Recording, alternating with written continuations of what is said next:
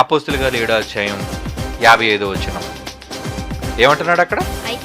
అయితే అతడు పరిశుద్ధాత్మతో నిండుకున్నవాడే స్టెఫెను.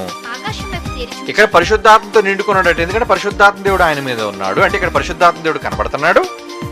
మరి పైన ఎవరు కనబడుతున్నారు? ఆకాశం తెరవబడ్డం కనబడింది.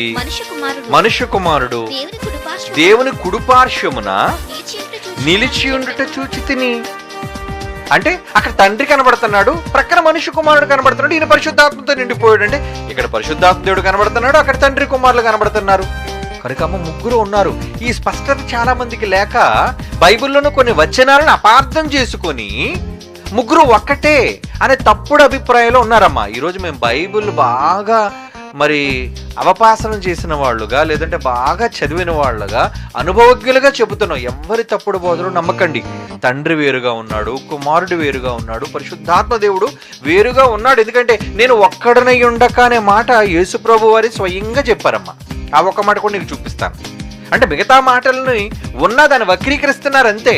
నిజానికి ముగ్గురుగా వేరుగానే ఉన్నారు. అక్కడ ఏమంటాడంటే యేసు ప్రభు వారు, నేను ఒక్కడనై ఉండక నేనును నన్ను పంపిన తండ్రియు కూడా ఉన్నాము అనే పదం బైబిల్లో ఉంటుంది. ఒకసారి నీకు ఆ మాట చూపిస్తాను.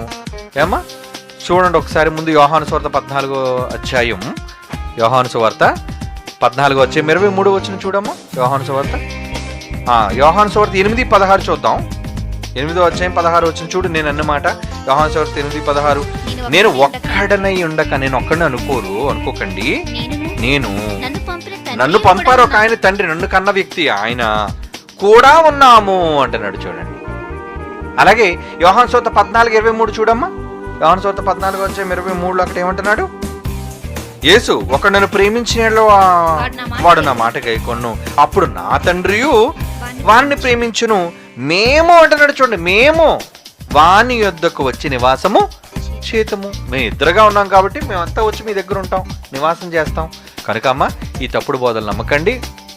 లోకంలో చెప్పబడినవి మీరు వింటున్నవి.